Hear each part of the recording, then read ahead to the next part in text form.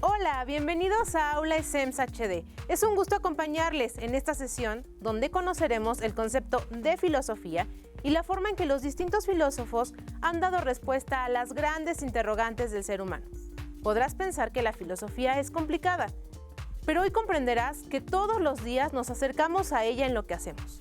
Prepárense y conozcan la relación de la filosofía y el ser humano. Veamos. ¿Qué es la filosofía? La filosofía proviene de dos vocablos griegos, fileo y sofía, que significan amor a la sabiduría.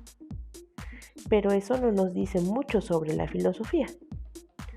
Debemos saber que filosofía es una actividad propia de los seres humanos, es decir, requiere facultades cognitivas superiores, uniendo a la mente con la inteligencia, para así llegar a la razón o al uso del logos. La filosofía es una actividad humana de carácter racional, es decir, ocupa la razón para dar respuestas a algunas problemáticas. Desde que somos pequeños, la filosofía está presente en nuestras vidas. Al cuestionar el por qué nos rodea, por qué llueve, por qué existe el día y por qué existe la noche. Es decir, nos preguntamos en todo momento por qué existe el mundo. Para dar respuesta, los antiguos griegos también se preguntaban sobre el porqué de las cosas. Para ello, crearon los mitos.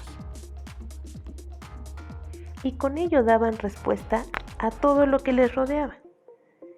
Todos recaían en seres mágicos y dioses, basando sus respuestas en un orden imaginario.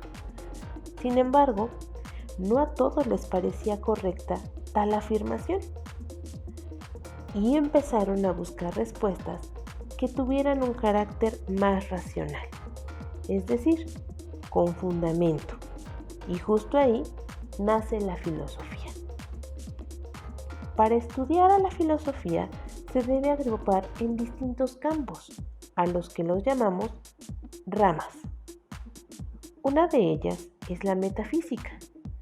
Su objeto de estudio es preguntarse sobre los fundamentos de la estructura de la realidad, teniendo como base la pregunta: ¿qué es lo real?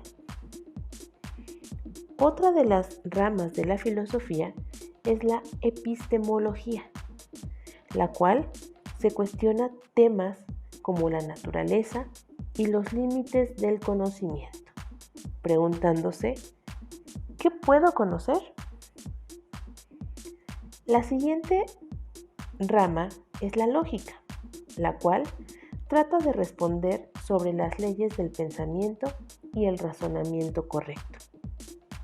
También tenemos a la ética, que estudia temas como el bien y el mal, la moral y el valor de nuestras acciones dentro de la sociedad.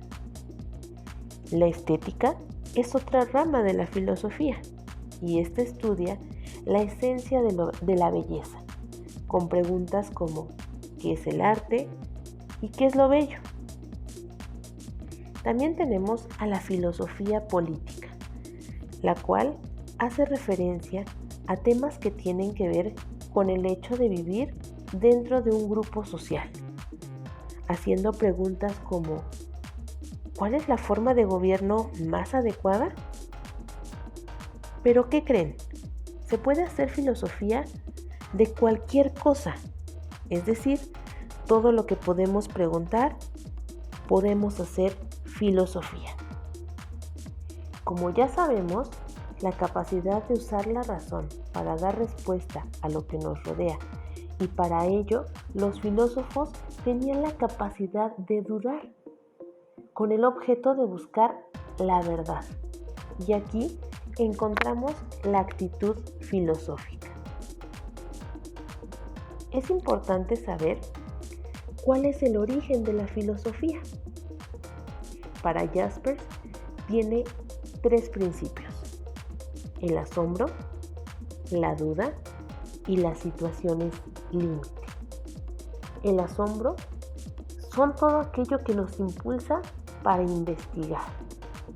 Esto me lleva a dudar y a cuestionar, a generar un examen crítico de la realidad. Y por último, las situaciones límite son aquellas en donde ya tomamos conciencia de la existencia en el mundo. Dando aquí paso, como lo hacían los antiguos griegos, del mito a la razón. Anaxímenes afirmaba que el aire era el origen de todo lo que nos rodeaba. Y es aquí donde surge el papel de los primeros filósofos. Es decir, su papel fue romper con las respuestas mitológicas para dar paso al uso de la razón. Como pudiste observar, la filosofía surge de la capacidad que como seres humanos tenemos de dudar, lo que permite que nos acerquemos a la verdad a través de la razón. En realidad, la filosofía la podemos desarrollar en todo lo que nos rodea. Ahora que ya sabemos del origen de la filosofía, es importante conocer un poco más sobre la respuesta que algunos filósofos dieron a la interrogante sobre el origen del universo. Veamos lo siguiente. Desde las primeras civilizaciones, el hombre se ocupó de estudiar los cuerpos celestes, contemplando que el día se compone de luz y obscuridad. Los egipcios inventan el reloj de sol. Determinaron 12 intervalos para el día y 12 para la noche, basándose en el sistema sexagesimal de numeración posicional de Babilonia. La base 60 utiliza 12 falanges de una mano y 5 dedos de la otra. Este sistema se emplea para medir grados, minutos y segundos. Otro ciclo natural es el de las estrellas. Los egipcios llaman primer amanecer al observar la estrella Sirio y pasa un ciclo de 365 días para volverla a ver, desfasándose aproximadamente 1 grado por día. Con estos conocimientos astronómicos, los sumerios inventan la rueda y la dividen en 360 grados. De modo que el sistema sexagesimal empleado en grados, minutos y segundos se ocupa para la geolocalización como base de la navegación. Y gracias a los avances satelitales y radares se rastrean coordenadas GPS de buques oceánicos, aviones, autos, personas. Incluso podemos obtener las coordenadas geográficas donde ahora mismo estamos grabando en Aula SEMS HD. Arquímedes de Siracusa calculó la relación entre la longitud de la circunferencia y su radio. El número resultante se conoce como pi. Pi fue utilizado por los antiguos griegos para representar la razón entre una circunferencia y su diámetro. Pi es la letra griega inicial de la palabra perímetro. La circunferencia equivale a 2pi y la unidad de medida son radianes. Un radián es el arco comprendido entre 2 radios de longitud igual que el radio. Media circunferencia mide pi. El sistema cíclico radial se emplea al determinar la velocidad angular o distancia recorrida de un auto. También, si queremos saber cuántas vueltas da una llanta de bicicleta. La centrífuga genera movimiento de rotación en revoluciones por minuto.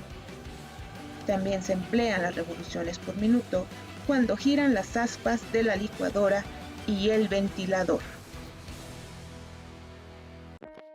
Los presocráticos.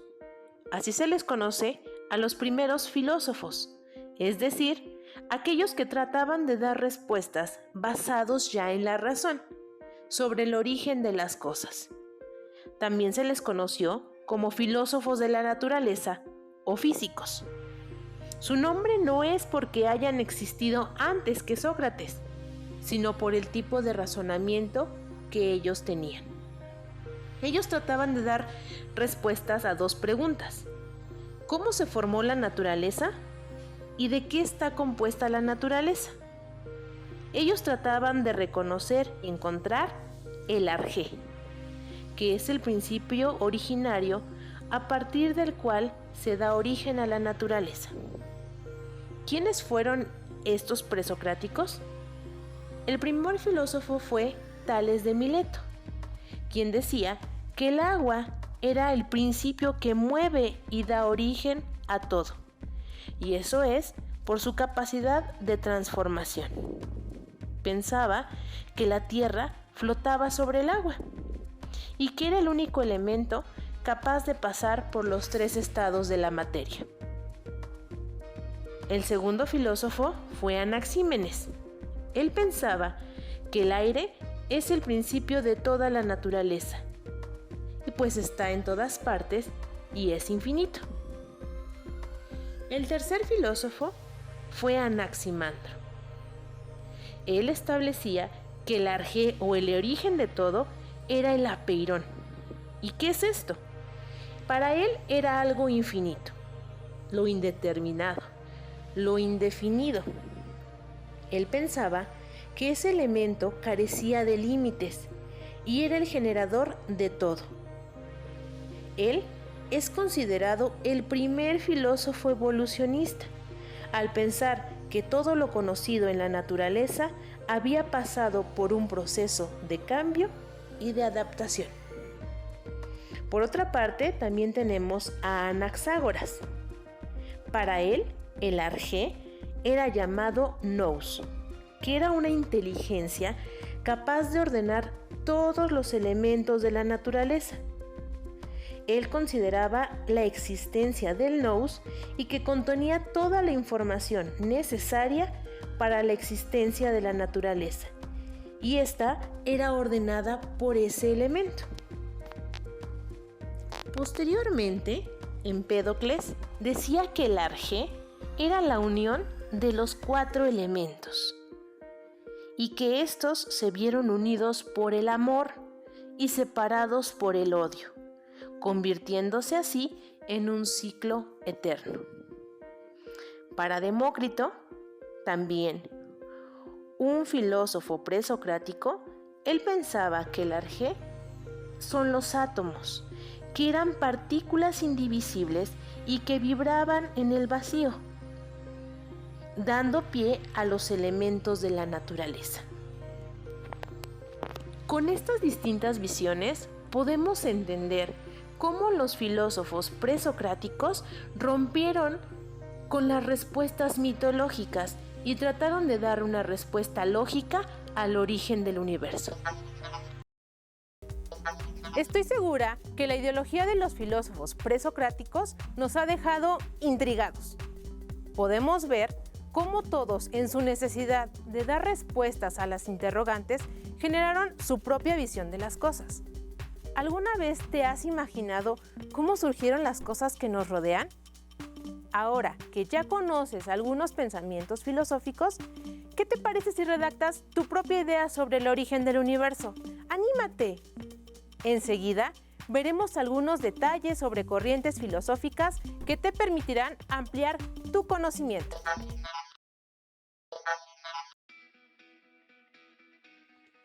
Para entender a la filosofía, debemos hacerlo en 4 etapas: la etapa antigua, la etapa medieval, la etapa moderna y la etapa contemporánea. Cada una tiene sus características propias y la fecha de inicio de cada una no es todavía clara. Pero la diferencia entre cada etapa se da por los problemas que se trataban de explicar y los métodos utilizados en cada una de ellas. La filosofía antigua inicia en el siglo VI a.C. y los filósofos ya analizados previamente, como Tales de Mileto, Anaximandro y Anaxímenes, eran los que prevalecían. Esta etapa de la filosofía culmina con la caída del Imperio Romano de Occidente, es decir, en el año 476 después de Cristo. Esta etapa duró más de 1000 años. En esta etapa fue donde los filósofos presocráticos trataban de buscar respuestas al origen de la naturaleza. ¿Recuerdas lo que acabamos de analizar?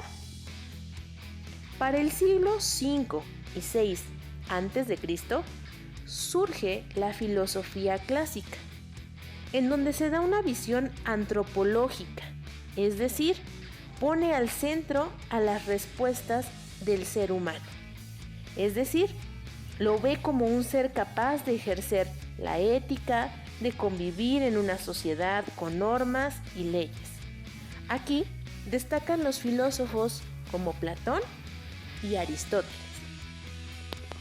Con la conformación del imperio de Alejandro Magno y la muerte de Aristóteles, se da paso a la filosofía helenística, en donde la parte fundamental del estudio fue la ética, basada en preguntas como ¿qué debo hacer? Y aquí el principal representante es Epicuro. Posteriormente, para el siglo II después de Cristo, se da paso dentro de la filosofía cristiana a la patrística, quienes bajo una visión dogmática explicaban el cristianismo, y fue Agustín de Hipona el mayor representante. Ya con la caída del Imperio Romano de Occidente, para el año 476, marca el inicio de la Edad Media. Este periodo extendido hasta el siglo XV, con el Renacimiento y el humanismo.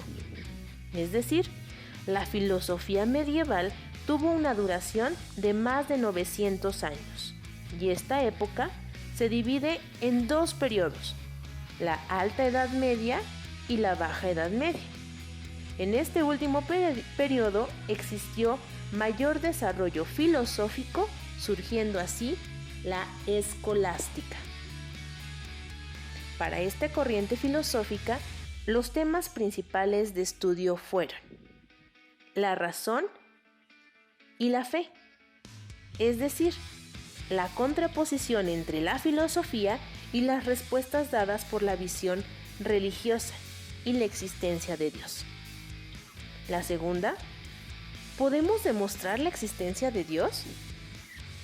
Los principales representantes de la escolástica fueron Tomás de Aquino y Guillermo de Ockham. La filosofía moderna. Esta inicia con el Renacimiento y el humanismo, terminando con la muerte de Immanuel Kant en 1804. La filosofía moderna se caracteriza por poner al centro de todo al ser humano, dejando fuera la visión teocéntrica, es decir, las ideas sobre Dios. En esta época hubo un desarrollo científico que dio origen al pensamiento de Copérnico, de Galileo, de Kepler, de Newton. La filosofía moderna tiene como centro de estudio la validez del conocimiento, es decir, responder qué tan verdadero es todo aquello que conozco. Para dar respuesta a ello, aparecen dos corrientes. El racionalismo, con los principales representantes como Descartes, Spinoza y Leibniz. Ellos decían que la razón es la facultad que permite alcanzar conocimientos ciertos. Por otro lado, aparece la corriente empirista, que defiende a la experiencia como la única fuente válida del conocimiento. Sus principales representantes fueron Locke y David Hume. La filosofía contemporánea está marcada por la aparición de nuevos temas filosóficos, como el idealismo. Hegel consideraba que las ideas y el espíritu son el motor de todo. Sobre la concepción idealista de la historia surge el materialismo de Carlos Marx, quien decía que la historia se explica únicamente de las condiciones materiales en que vivimos los seres humanos y no de nuestras ideas. Contra el idealismo surge el vitalismo de Federico Nietzsche, quien defendió que lo real no son las ideas y que lo único real es la vida. Desde que somos pequeños nos acercamos a la filosofía. Recuerda que la capacidad de asombro es el primer paso para convertirte en un gran filósofo que busca la verdad de las cosas. Ahora veremos qué relación hay entre la filosofía y las ciencias que actualmente conocemos. ¿Qué relación hay entre la filosofía y la ciencia? La filosofía surge en el siglo V a.C. y la ciencia en el siglo XVI. Es decir, hay una diferencia de 21 siglos. La filosofía utiliza muchos métodos para llegar al conocimiento y la ciencia utiliza el método científico. La filosofía se basa en la especulación y la ciencia en la comparación empírica. La filosofía abarca más allá de lo empírico y la ciencia tiene limitaciones en la realidad empírica. ¿Qué es la filosofía y qué tiene que ver con la ciencia? Los primates somos de los animales más curiosos que existen, pero al parecer, los humanos somos los únicos que nos hacemos preguntas como ¿cómo funciona el universo? ¿Por qué existen las cosas? ¿Cuál es el sentido de la vida? ¿Qué es lo más importante? ¿Qué es el bien y qué es el mal? Las primeras respuestas que la humanidad le dio a esas preguntas fueron los mitos, épicas historias sobre dioses y seres sobrenaturales que dieron origen al mundo, pusieron orden en el cosmos y dictaron normas de convivencia. Se trata de historias magníficas y poderosas que hasta la fecha nos comunican verdades profundas, y durante milenios estas explicaciones míticas parecían bastar. Pero algo interesante empezó a suceder en esta región del mar Mediterráneo en el siglo VII antes de nuestra era. Se trataba de una región donde convivían muchas culturas y religiones. Las personas se daban cuenta de que sus mitos no eran los únicos, que cada grupo tenía los suyos. Quizá esto propició que algunos cuestionaran sus creencias, y el hecho de que hubiera tolerancia religiosa también ayudó. No había un dirigente que obligara a todos a creer lo mismo. Por esa época también hubo un auge en la creación de mapas. Los viajeros comenzaron a explorar y registrar el mundo, y vieron que no era tan parecido a lo que decían las leyendas. Por último, la riqueza de la economía propició que hubiera ciudadanos con bastante tiempo libre como para dedicarse a pensar. Así, el pensamiento comenzó a alejarse del mito y a acercarse al logos, al razonamiento. Surgió la filosofía, el amor por la sabiduría. Se considera que el primer filósofo occidental fue Tales de Mileto, de esta ciudad de lo que hoy es Turquía, pero entonces era parte de Grecia. Buscó responder las preguntas sobre el origen del universo a partir de la observación y el razonamiento. Por ejemplo, veía cómo el agua siempre estaba en movimiento, así que pensó que era el agua la que le dio origen al universo y la que constituía el alma de los seres vivos. También hizo grandes descubrimientos matemáticos y astronómicos. En Grecia surgieron muchos filósofos y filósofas, y también los había en toda Europa, y también en la India, China e incluso en la América prehispánica. La filosofía se encargó de pensar explicaciones para el movimiento de los astros, el funcionamiento de la naturaleza y los números. Las piedras caen porque las atrae la tierra, que es de naturaleza semejante, y es lógico que las piedras más pesadas caen más rápido que las piedras más ligeras. Pero los filósofos también reflexionaban sobre la esencia de la realidad, sobre el bien y el mal, y sobre la mejor manera de vivir. No había división del conocimiento. Los filósofos pensaban acerca de todo, y esa es la primera relación entre filosofía y ciencia. Se podría decir que la filosofía es la mamá de todas las ciencias. Alrededor del siglo XIII surgieron los protocientíficos, filósofos como Roger Bacon, que se dieron cuenta de que el razonamiento no es suficiente para explicar el mundo. Es necesario contrastar la razón con la experiencia, ver si lo que pensamos concuerda con lo que podemos ver, tocar, medir y pesar. A esta corriente filosófica se le llamó empirismo y es la que llevó a Galileo Galilei a hacer experimentos para ver si lo que pensaban los antiguos filósofos era cierto. ¡Aristóteles estaba equivocado! Durante mucho tiempo, a quienes hacían experimentos, tomaban medidas, reflexionaban y elaboraban teorías, no se les llamó científicos, sino filósofos naturales. Incluso Newton en el siglo XVIII era considerado un filósofo natural. Fue hasta el siglo XIX que se empezó a hablar de científicos. Pero no creas que la ciencia reemplazó a la filosofía. Hasta la actualidad, la labor de los filósofos sigue siendo cuestionarlo todo. La ciencia hace preguntas que se responden con información, preguntas de respuesta cerrada como ¿cuántas estrellas hay en la galaxia? ¿Cómo evolucionan las especies? ¿Cuál es la causa de la calvicie? Por su parte, la filosofía se hace preguntas abiertas que admiten más de una respuesta siempre que estén basadas en el razonamiento, como ¿la libertad existe o es una ilusión? ¿Qué significa ser feliz? ¿Qué se necesita para ser humano? ¿Qué es la justicia? ¿Es posible lograrla? ¿Tiene un propósito el universo, la humanidad, tu propia existencia? Muchos filósofos han creado sistemas de pensamiento buscando dar respuesta a estas preguntas. La filosofía es el estudio racional de las cuestiones fundamentales como la existencia, la justicia, la belleza y el conocimiento mismo. Gracias a la necesidad de obtener nuevos conocimientos y de buscar la verdad, surgieron las ciencias que actualmente estudiamos. Por ello, se puede afirmar que la filosofía es la madre de todas las ciencias. Y si aún requieres más información sobre este y otros temas, te sugiero que consultes a tu docente o escanees este código QR.